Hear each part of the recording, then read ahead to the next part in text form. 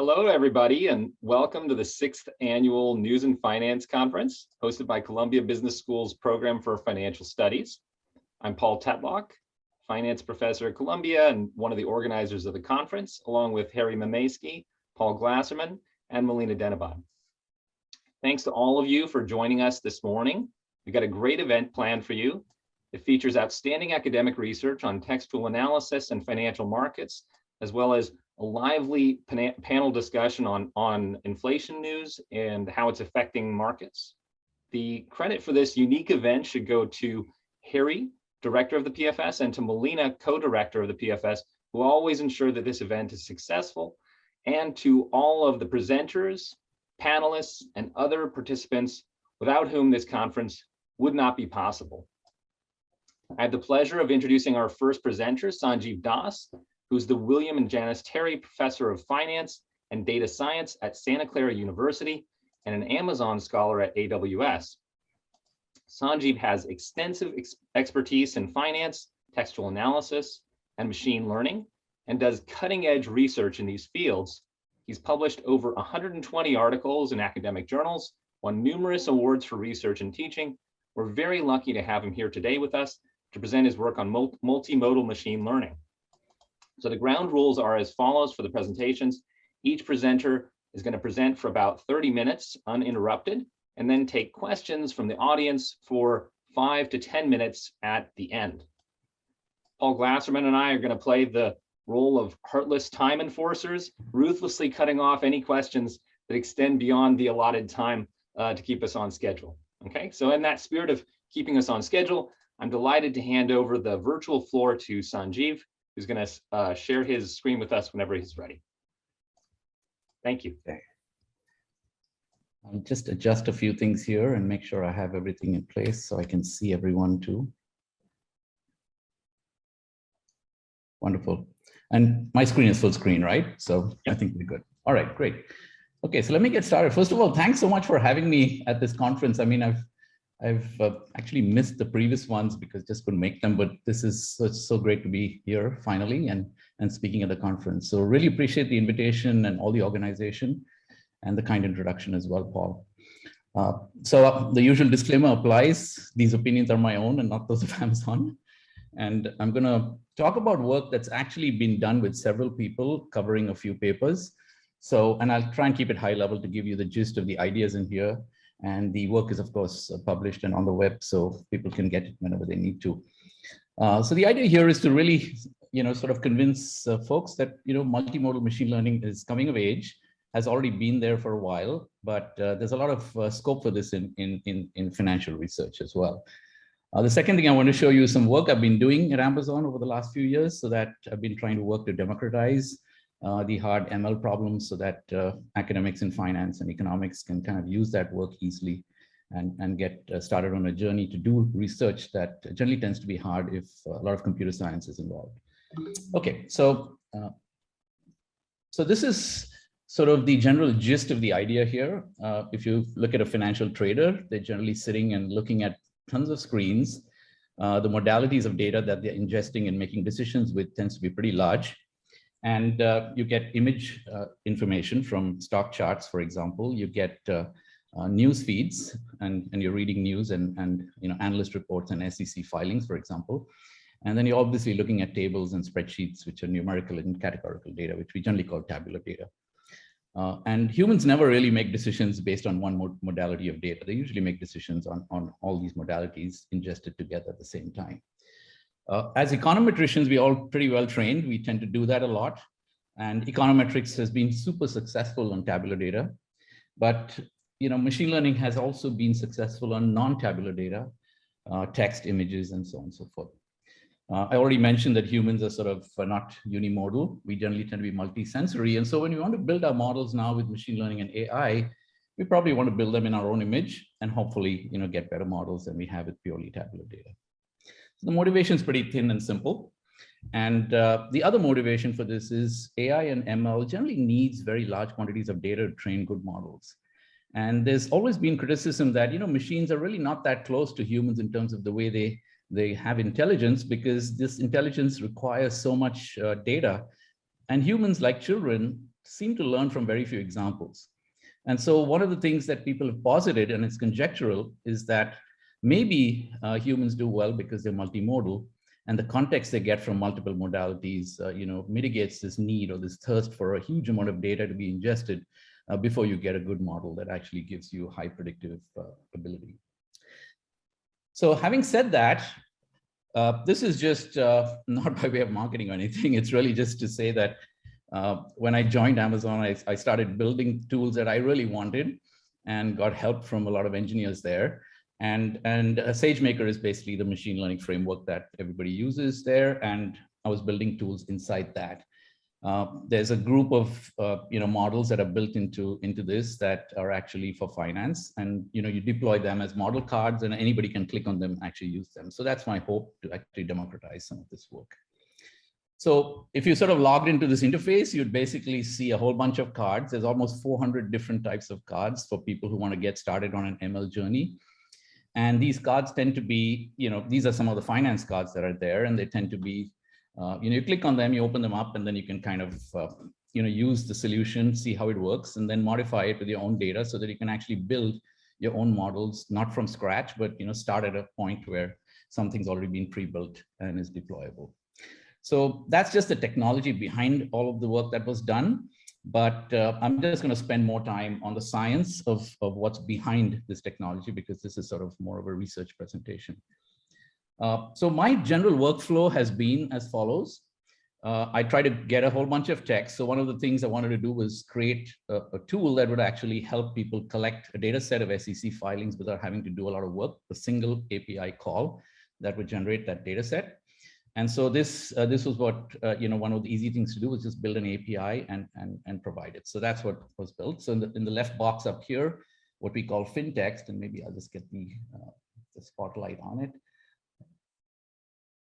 So over here, you can see it's FinText, and that's basically just an API call that gives you the entire data set that you want. The second thing is that's basically a bunch of text. The next thing you really want is to join it with a whole bunch of stock data, returns, or any other kind of numerical data from CompuStat and CRISP, so that you now have a data table that actually contains both columns of text and columns of numbers. You also want to add columns automatically. So we are all very familiar with Lockyer and McDonald word lists, and people tend to score it and add columns with positive and negative scores, so that we can actually convert the text into numbers. And then, everything becomes numerical or tabular, and then we can run regressions on those things. What I really wanted to do was say, I don't want to do that anymore. I just want to have a big data table with text in columns, something in numbers and categorical data in other columns, and just be able to build models directly on that data frame without having to actually do any processing as well. But we still went ahead and built something to allow processing. So we have different types of NLP scores that are actually generated using word lists that are completely automated. They're not hand curated at all. And I'll talk a little bit about that research as well. The reason to automate it is that, people are thirsty for different types of lexicons and dictionaries in finance, ESG being a good example. And if you can build those things in an automated fashion, then you can, the sky's your limit. You don't have to hand curate, specific word lists and so on. So there's sort of a piece of this, which is tabular plus text. You just call it tab text for nomenclature purposes. But then you can pass the tab text to some machinery that will immediately add columns that have summaries of the text that will have, scoring of the text for different sort of attributes. And then you want to sort of directly pass that into a box that will do all the machine learning, run tons of models for you, find the best model that you can sort of build, give it back to you, and then also give you back explanations for these models, which is one of the hot topics currently in sort of the AI space. Explaining models is important. So that's the workflow that I was hoping to build. And I started that workflow with SEC text because it's freely available to everybody in the world. It's good quality text because it's legally required and is curated carefully. So hopefully that's there. And of course, there's plenty of evidence that the use of this text has escalated to a point where it's enormous. And the big pain point for academics was that, writing all that code to download, clean, parse this text was not simple. And so the idea was to try and build a single API that would just do that for you. This is a paper in 2020, the Cow et al. Paper that actually did count. You can count on the SEC how many downloads there are. And now the number of downloads just of 10Ks and 10Qs tends to be over 200 million. So it's a massive number of downloads, and people are clearly processing this data and making sense of it. The other challenge for research is actually the size of the text. Most of the computer science models that handle text generally tend to handle text with transformers now, and those ingest text that usually about 300 to 400 words. So it's great for short news snippets. It's not great for large things like SEC filings, for example. So that was sort of a research challenge that one wanted to deal with as well. You can see the average size of just the MD&A section for about 12,000 filings that I pulled was about 5,300 words. And that's a pretty large amount of text for a model to work with. And then, there's a whole bunch of different forms that people might want to use. And so you want to make those things easy to do. So this machinery is available in SageMaker, which is open for everybody to use. And this is what an API looks like. So if you wanted to curate a data set of say 10K, 10Qs, and 8Ks, and you wanted to give a list of tickers, you could either pass to this API the CIK, the SEC CIK, or the individual ticker symbol. You just run this off. The nice thing about doing this in the cloud and not on my laptop, which anyway wouldn't work, is basically I can pick any machine I want. The size of the machine is completely up to me. I just put it into the API call in my code, and this would sort of kick off in that machine. And I just give the data set name. So I want to store this whole thing in a data set here. And I issue this call. It goes off, runs for about 5 or 6 minutes, and produces a data set.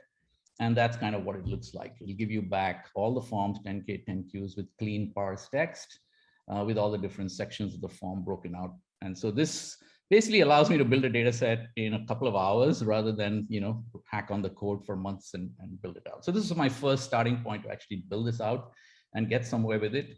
And in fact, I can quickly show you the interface. This is what it looks like here. Let me just get rid of these things that are blocking my view. And that's what the interface looks like. It looks like Jupyter, like most people know what Jupyter is. And then there are all these different cards here. So I can actually literally click on a card, open it up, get a solution, and work with it. So I kind of opened up this dashboard thing here for financial NLP. I ran all this before we got on the call, but that's the API. It runs, and then it gives you back your data set, and you get very clean text, everything back, So anyway, that's just the interface for it. Okay, so once I've got my data, then I want to score it. So there's an API that'll actually score the data for a whole bunch of different things and add it to the data set. And so all you would do is call this API, choose a machine, the size of storage that you want, and then just ask it to run all the different things. So if you point it at this column, the text to store column, it'll produce a new data frame with all the scores attached to it. And I think everybody on this call is probably familiar with all the scoring. We don't use Lockyer McDonald. We built our own word list, which I'm going to talk about as well separately. Okay, so you can get all these, and you can see, I think Lockyer McDonald have positive, negative, uncertain, and litigious. And then we've added fraud, sentiment, polarity, readability, which are all the standard scoring things that people also care about. Okay, so summarizers is another thing you might want. And so you can actually call another API, and it'll take whichever section you point to. Over here, I pointed to the text column of the entire filing, and it'll produce a summary. And the two types of summaries here, which we created. One is a summary that will actually pull out all the most important thematic sentences of the filing and add it to the column. So this helps basically quickly read things, but it also helps because you might want to run machine learning on the summary rather than on the original text itself. The way this works is very simple. You take all the sentences, you figure out their Jacquard similarity to each other. So pairwise, so it's a big computational exercise. And then you float to the top the sentences that tend to have most similarity with the other sentences. And that way you collect all the important sentences. Extractive, the abstractive summarizers don't do well here because they change the sentences, and the legal meaning of sentences often gets distorted when the abstractive summarizer runs. So you had to sort of stick with, so that was a choice between extractive and abstractive summarization. The other kind of second summarizer, which I won't talk about, is really something that uses k-medioids clustering. It clusters all the sentences so that peripheral throwaway sentences that might be CYA get picked up in these clusters, and then the important sentences get reported back. So we've run a bunch of experiments that are really interesting. When you actually run machine learning on the summary data instead of the actual original text, you sometimes get better models and sometimes you don't. And the trade-off tends to be between context and noise. When you actually take the summary, what you've done is thrown away a lot of data. So you've thrown away context, but you've also maybe thrown away a lot of noise in the text. And so you might get a more accurate algorithm. On the other hand, you might actually throw away too much context, and then the summary doesn't do as well as running machine learning on the original text itself. But that's something that varies by use case and case by case. So it certainly makes sense to try that out and work with that as well. Okay, so this is a very simple technique. It's been, other people use it as well. It was just a question of sort of figuring out how to make it work smoothly and efficiently. So the tenets were, we wanted to build dictionaries, with no human curation whatsoever, for concepts not in the Harvard Inquirer that we've used, a lot. So we're all comfortable with that. And you want to capture words that occur in the same context, even if they're not obvious synonyms. So what's happened in machine learning is we've got these contextual representations of text, which have evolved over time from standard sort of embeddings, word-to-vec type embeddings, to actually deeply contextual embeddings using attention mechanisms and transformers. And so what you might find is that if you take, for example, fraud and negligence as two concepts, you might find there's a whole bunch of words that you wouldn't imagine as synonyms actually showing up in the context of those two words, but you wouldn't, as a human curator, actually list those words automatically. They don't come to mind. And so it sort of makes more sense now to actually do automatic curation with large data sets of embeddings, simply because you want to bring that context in. And bring in words that may not actually otherwise come, normally be built in. So the way this works is very simple. You build a large data set of embeddings from Wikipedia, and you can build that with transformer models or directly take off-the-shelf things like word-to-vec or glove embeddings that already exist. And then you take your concept words and you sort of try and find all the words and other words that sort of show up in the context of those. And I just ran it, for example, on fraud and negligence, and it just produced 200 and something odd words that are incredibly close to that concept, and so this thing is incredibly efficient. I did ask a couple of lawyers to sit down and start listing words that occur in the context of the concept of fraud and negligence. And the human will write out 30, 40 words and then really run dry. You literally cannot create any more. And so the machine is just much better at doing this than a usual human being sitting down to do that. Okay, so that was one of the first things we did.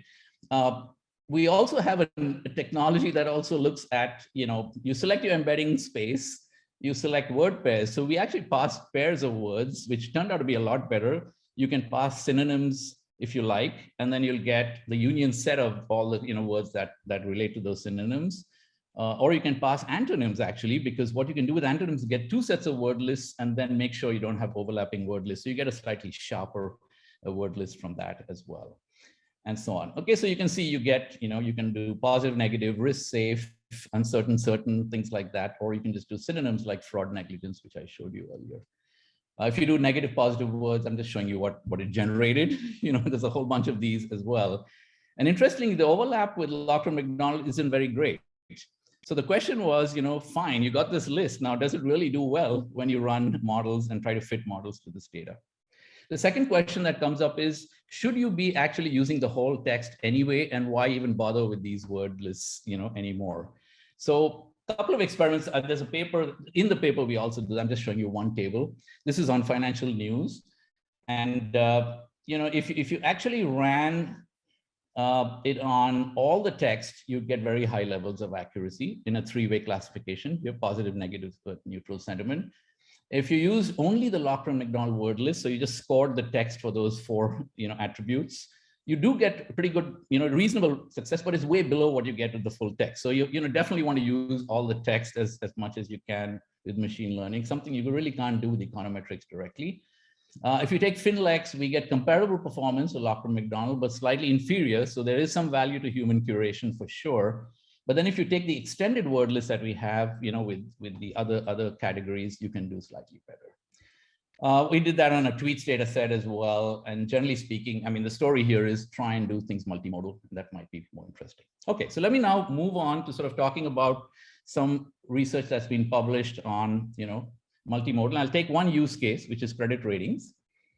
Credit rating tends to be done by rating agencies and other rating, players in what I call sequential human-in-the-loop, stepwise unimodal fashion. Okay, so the nice thing about the credit rating industry is that it's been doing machine learning for over 2 decades, maybe close to 3 decades. I mean, they were the first users of neural nets, way back, and all of them have been doing it, but mostly on tabular data. And so you take tabular data and you get an indicative rating. You've trained these models. These models work well. They've been around for a long time. You get a PD, you get an indicative rating. And then, there's a committee of rating analysts that get into a room, they sit down, read the internal reports, read the SEC filings, read, whatever else that's there, and notch that rating accordingly. So the natural language part of it tends to be manual. The machine learning part of it tends to be tabular. And then obviously you have to tell a story about the rating. If you're a rating analyst, you got to say, I came up with this rating and here's why I gave you this rating. Now, obviously there is a procedure for that. But if you could actually take steps 2 and 3 and throw the text into the tabular data and have the whole thing multimodal, you might be able to do a lot better. This is also a hard problem simply because the tabular models are already very, very good. So is the text going to even make any difference when you add it to the tabular data sets that people have? Turns out you do get slightly more accurate models. You get much better precision recall. You don't need a human in the loop. And computer science has now gotten to the point where you can actually get pretty good explanations for these models as well and write the story. Okay, so a lot of this is already happening. I just thought, maybe this is a good thing to build so that one can actually use it directly as an academic. And, so this is just Moody's standard ratios. I'm not even, I won't spend much time on it. Let me just talk a little bit about the experiment we did. So we get a data set of 25 different financial indicators that goes into standard sort of credit rating problems. The distribution of companies reflects sort of the distribution of rating categories in the US. So it's, few in AAA, more in AA, even more in single A, and so on. And to this, you add categorical data. So you add industry code. Everyone here is not going to argue with that. Okay, we know industry code matters a lot. And then ticker symbol was something that became an interesting variable. Normally, you don't throw a ticker symbol as a variable into your data set. But with credit ratings, if you have a sort of panel of companies in the data set, then the ticker symbol actually becomes an anchoring variable. And it does a very interesting job because it actually, ratings don't migrate suddenly from AAA to CCC. They go slowly. And so a ticker symbol actually becomes an anchor variable that actually improves your models a little bit. So this was something we discovered by accident almost, because somebody left the ticker symbol in the data set and it just ran. And we're like, okay, leave the ticker symbol and it's doing better, but this anchoring variable actually seems to work. And then, the intuition I provided hopefully is the correct intuition, for what it is. The additional thing we did was we added MD&A filings into it. So we joined the MD&A section to it, and we ended up with tab text. Then I ran my API, got 11 more columns with all the scores. So this is redundant in many ways because the full text is there plus these scores, but adding the numerical scores actually helps reduce noise as well. So this is all nice. You're sort of building it out, and now you have a full data frame that does all this. Now, how do you actually process this data frame? So this was sort of the hard computer science problem, right? You have this data frame with columns of text, columns of categorical variables, columns of numbers, and how do you actually build a model directly on it? So there's a team that worked on this, AutoGluon team. It's a large project. And this, the way it's done is you literally will take the tabular data. You will also take the text data and convert it into vector form, obviously using some transformer like BERT or any other kind of transform that you might want. And then you need to fuse the representation from the text and the representation from the tabular data into a larger vector. And how you fuse that and weight those things is a decision that's going to be made by a neural network that optimally gets trained to figure out the correct fusing. So you have a neural network that's going to be used, a big stack. where you're passing all this data into. It's going to be trained to sort of figure out what a credit rating is at the end. But that stack could have early fusing of the different modalities, late fusing of the different modalities, and that also is a hyperparameter choice that has to be made. Now, if you look at the different types of, this is just a small collection of different machine learning models that are run on the entire data set. And the way it's done is as follows. You basically have multi-layer stack ensembling that takes place. So the input at the bottom is both text and tabular data. You could pass the text data into a transformer and get an embedding. You could pass the tabular data into individual models and train them first. So there could be 7 to 10 different models, from random forest to k-nearest neighbors and so on. All those outputs of the models would then be concatenated, along with the original data. And so you get another layer of data that's been transformed over here. All that data goes into another stack of models. The blue bar here is the neural network itself, comprising a bunch of layers that determines the optimal weighting of the things that come from the individual model. So that's why it's called a stack ensemble. And then you get the output prediction. And the entire stack is basically trained at one shot. So you're training all this ensembling weights as well as the individual models and the fusing of the different modalities at the same time to construct sort of a pretty large giant neural network that actually does this job for you. The whole thing takes, I mean, for the use case we had, for example, in this card here, the whole thing actually took about 15 minutes to train all the different models and put it all together. So it's pretty efficient. It's been highly optimized. I won't show this today, but the whole thing also takes images. So if you actually had images, you could even put images into the thing and sort of be completely multimodal. And so this was for me the holy grail. You know, I didn't want to be able, didn't want to muck around different modalities. I just wanted machinery that would run. And so this has been fun to do actually. So if you just take different experiments, like you just want to do binary classification, which is above investment grade, below investment grade, let's say, or you just want to actually pick all the investment categories. So we ran both those sorts of experiments on the data. And we got, you know, without any text, these models are good, like I said. So the baseline is a hard one to beat. You get about 83, 84% accuracy. If you just throw in the columns of scores, you will get like a 1% bump up. And if you sort of threw in the MDNA, you get another 3-4% improvement. Now, 3-4% in this business is pretty good because the error is about 16%. If you got a 4% improvement, you've killed 25% of the error, if you want to look at it that way. But yeah, so that's how it works. The good news was for the rating classification, that anchoring stuff really worked well because you can see, even when you get it wrong, you're off by only a single rating most of the time. And if you don't count that as an error, then you basically get up to 96% accuracy for these things. So that paper was published last year, and you know, feel free to go take a look at it. And then if you do fancier things like hyperparameter optimization, bagging, and so on and so forth, you can get it all the way up to 90%. You can see with tickers, you actually do 2% better than without tickers because of that anchoring benefit. And so it's kind of pretty nice to have all that. So yeah, anyway, that's a solution that's already there. We actually repeated the same thing on Altman's model. Ed has actually, you know, this is a great model because it doesn't matter whether you're a public company, private company, you know, small and medium enterprise. In fact, Ed has a startup that does small and medium enterprise scoring across the world. And there's so much text available there that you can marry the text with it. And just to give you a sense, if you take an enhanced Altman model, we've actually, the code runs with literally 3 lines of code. So the first experiment was drop the text column, run it on Ed's variables, the famous 5 Altman ratios with all the scores, and you basically get 85% accuracy. And then if you actually throw in the text with Ed stuff, you get 93%. Okay, last thing I'll do, I know we're going to run out of time soon, so I will talk about transformers. So we wanted to build transformer models. Everybody, some of you may be more familiar than others, but transformers have sort of, you know, been applied now very successfully to text as well as to, you know, images and different types of other modalities of data. And what you know, BERT was the first class of these transformers that came out from Google, did really, really well. It beat sort of the standard models by quite a large margin. I'm going to show you some of that on a news data set. And then you can actually take these models, pre-train them so that you get a big neural network that you can throw your data into, and it'll basically give you back a numerical vector that represents that data that is contextually aware.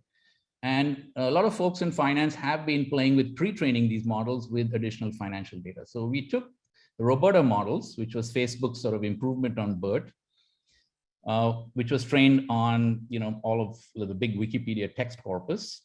To that, we took 10 years of SEC filings from the S&P 500 companies and trained the data. So we built a model that's trained on the Wikipedia corpus plus 10 years of SEC filings from S&P 500 companies. So that it's almost like you send a kid to school and they come out of high school and they know English really well and they understand language. And then they go to a program in finance, undergrad program, and they learn a whole bunch of other language.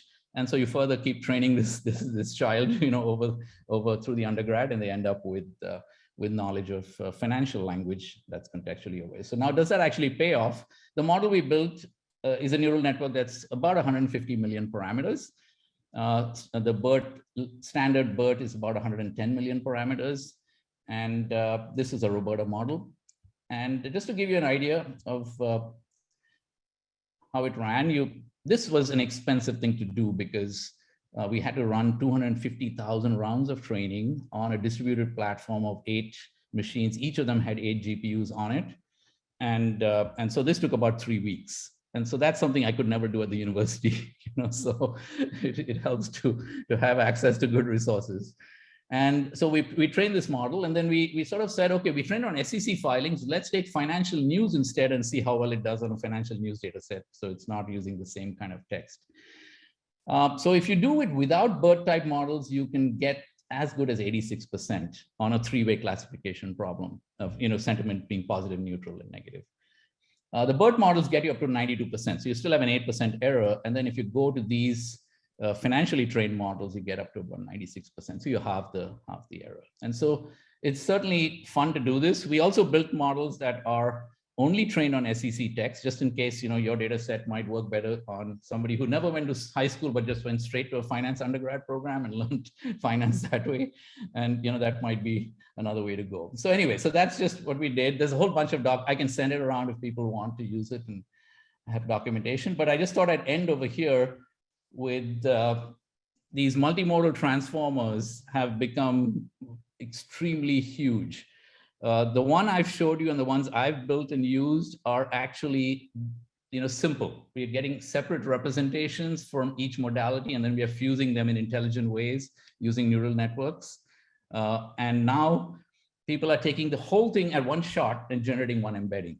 So for example, if you had a page, let's say with stock charts, news, and numbers, and you fed the whole thing into a transformer as that page, you want to get back an embedding, not feeding the text in separately, images in separately, and the numbers in separately to get separate embeddings and fusing them.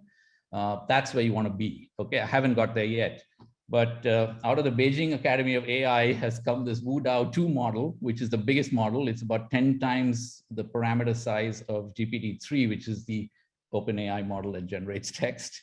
And so this is sort of an arms race right now, and hopefully, there'll be smaller models that actually are just as effective. I just want to point out one thing over here that we are learning. Multimodal transformers are incredibly good even when you want a unimodal representation. So if you train a multimodal transformer and then you only pass text to it to give you back an embedding, you actually get better quality embeddings because they're contextually aware. They've been trained on being contextually aware of other modalities, and somehow they're still doing better on a single modality as well. And so that's a fascinating thing that isn't yet well understood, but I think we'll get better understanding of that as time goes on. So quick summary, machine learning generally begins with the representation of any data as a vector or a tensor, whatever modality that might be. Hopefully, multimodal ML brings machines closer to the way humans interpret multi-sensory data. The common use cases of multimodal ML integrate tabular and text data in finance. Hopefully, we'll see more things like voice from earnings calls and other modalities getting sort of integrated as well into this framework. Transformers generally produce contextual representations, and multimodal transformers are doing well even on unimodal data.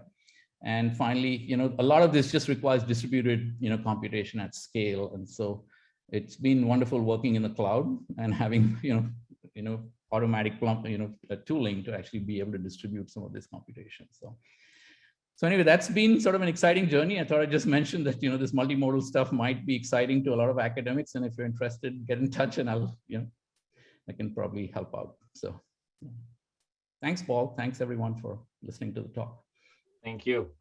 Do people have questions for Sanjeev? So you can call on whomever has questions. I saw one in the chat, actually. They were asking if you could share your slides, perhaps. Yeah. Okay. I can do that. Thank you. Oh, hi, Evan. I haven't seen you in ages. Sanjeev, can you say a little bit about what were the tasks that you used for training on the SEC data? Were they basically like the original BERT training tasks, but just applied to the SEC filings? Good question. So the pre-trained model is following the Roberta style pre-training. So BERT used to do two tasks. It had a masked language model, which was blanking out words in sentences and then trying to predict the missing words. So that was a masked language model task. And the second task that BERT would use is next sentence prediction, right? So that they pass two consecutive sentences or two non-consecutive and train on that.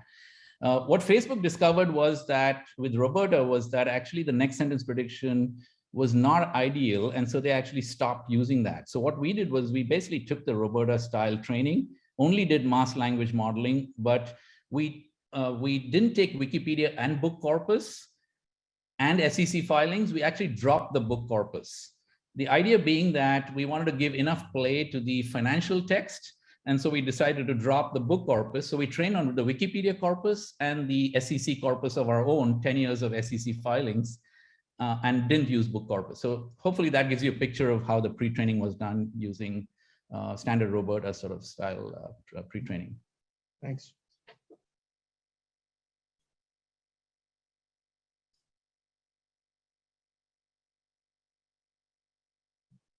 I have a simple question, I guess, if nobody else has questions. So I was really curious to learn more about FinLex. Yes. So I think it's a really exciting tool. I mean, is that code available publicly, or is that proprietary? And also, just have you done comparisons between like the FinLex generated categories? Like, say you gave the fraud example. Yes. So I was wondering, for example, if you could predict fraud better with the FinLex generated version as opposed to like, I don't know, a human generated lexicon for fraud. Yeah, I haven't done that experiment and I don't know, I don't think I have figured out how to even do that, do that research. One of the things I am restricted in is I can't use a lot of data on, because it has to be for non-commercial purpose or something of that sort. So there's some restrictions on one side of the fence versus the other. But by and large, yes. I mean, the paper, you can replicate the paper. We haven't put the code out yet. I'm happy to, chat with you and help you do that actually, but I have to get permission to do that, and that takes a bit of time. So there's always staging for releasing these things out, into the open source world. And so, yeah, but the paper is absolutely transparent. Believe me, there should be no trouble. And it sort of suggests several different ways in which you can do it. So I don't think it'd be difficult to actually, it's a homework project almost for a machine learning class. So, but yeah, fantastic. I mean, I'd be happy to chat with you, Paul, in more detail. Yeah. Fantastic. It's a wonderful idea, wonderful tool, and I'm looking forward to reading the paper. I'm embarrassed to say I haven't read it yet, but I downloaded it already during your talk, and so I'm ready. Yeah. All right. I would like to do research with you, Paul, anytime. So if you feel like doing something, we can also work on it. So, let's talk. Yeah. Hi, Sanjeev. I want to follow up on Paul's question. I also was not familiar with FinLex, but I've been working on this sort of a space, in particular, thinking about sentiment, which I think is a really tough one to measure. Yeah. And I guess I have two questions for you, the first one is going to be more practical about how do you actually training. The way we've been doing it is trying to use the stock price reactions to actually measure or train the machines. And then I guess the other comment is you seem to be focusing on these dictionaries on unigrams. And what we have found is that these single words there is Yeah. only a handful of them that are completely unambiguous. Correct. I would say 50 or 60. You know, bigrams and what you get, this ambiguity in these words is huge. I mean, my favorite example is, you know, the word soft demand. Right. Obviously, is a very negative comment in any sort of financial context, whereas solid demand is extremely positive. Neither solid nor soft are going to be classified as positive or negative. So what are your experience on this space? Absolutely correct. Diego, you couldn't have said it better. You know, bigrams will definitely work better. We didn't build that in here. There's nothing in the paper that stops you from using bigrams, because what you're doing is, if you have embeddings over the bigrams, which is not a problem at all, the technology will produce the set of bigrams and unigrams that you need. You know, so definitely there's nothing in the algorithm that actually prevents you from getting bigrams. And this is totally correct. I think having that dictionary of it would in fact extend what we currently do, which is basically unigram dictionaries, and having lexicons that are, you know, bigrams, even trigrams might actually be a good extension. If you look at the paper, the data sets are all open data sets. So if you had a list of bigrams, it would be a nice paper to write, which is okay. You know, how much better we do now that we actually, you know, do bigrams, and that would be, you know, a short paper, more of a computer science style thing than a finance style paper. But, you know, I think that's a paper that's worth writing. You're absolutely right. I guess as a follow-up, I'm with you on this whole idea of open source, because then everybody can reproduce it. But our experience has been that these regulatory filings from the SEC are mostly non-events, especially in the last decade. What I mean by that is that the information gets released on the earnings calls. The discourse, the press release, and then the 10Ks are coming next week or a few days after. So there's really no further stock price reaction, or there's a very muted one, to be more precise. Right. So the training on the earnings calls, which is the big event, is really what helps, at least on the sentiment metric, rather than the 10K filings. And unfortunately, the earnings calls, they used to be, I guess, open source. With Seeking Alpha, it's a little bit harder to scrape them now. Right. So they're two different things that 10K filings actually, you know, it depends on what the use case is. In one, I didn't show you that, but one of the solutions here, actually, we looked at, you know, Prabhala had this paper on the Paycheck Protection Program, and we just took the filings of these companies and tried to see whether, in fact, I might have the slide somewhere here. I don't know. Let me see. I think I had it in here. I didn't pull it up for this presentation, but yeah, in here. So there is one application here that actually we did on the Paycheck Protection Program, oh God, with these SEC filings. And there is a difference in the text of the SEC filings between companies that repaid the money they borrowed in the Paycheck Protection Program and the companies that didn't repay the money they borrowed in the Paycheck Protection Program. So in a cross section for use cases like that, you know, because they had to report 8Ks and 10Ks when they took the money, you know, and all that. So, and they continue to report till they, you know, till some cutoff where you say they haven't returned the money, you know, by the deadline. So there's a long paper, I think 100-page paper, Manju Puri and Prabhala and Tatiana Balyuk have on this. And they just gave us a list of tickers and we said, okay, let's just see if the SEC filings make any difference. So that's one place. The second place people are using this, which I think might be productive, you know, is also people are trying to figure out all the recent SEC things like, you know, ESG reporting. So we've seen in the last couple of weeks, all this, you know, big SEC releases about how ESG has to be reported. So now if everybody's formally reporting based on the guidelines the SEC's put out, which is this 510-page document on how to report your ESG stuff, you might find that all of 2022 and 2023, all those filings might contain very useful information about companies' ESG practices that might become useful as well, which you won't get from earnings and other places. You know, so if you can get information in SEC filings that complements what you get, say, in an earnings call, then it might be useful as well. So you could try this technology with a column of earnings call transcripts and columns of SEC transcripts, and, you know, fit the models and actually discover whether one or the other is better, you know, in fitting the predicted variable that you have. So, but yeah, I agree. I mean, you know, sometimes 8Ks are more interesting to people. There's a bunch of hedge funds that pull down all the 8Ks every day and see if anything needs to be done. It's more like, okay, do I have a position in any of these companies and do I need to do something about it? So it's more like an information process thing. So. Thank you, Sanjeev, very much. Yeah, should I stop? I don't know if I. Yeah, I think we'll move on to Shimon next. But thank you so much. You're welcome. It was great.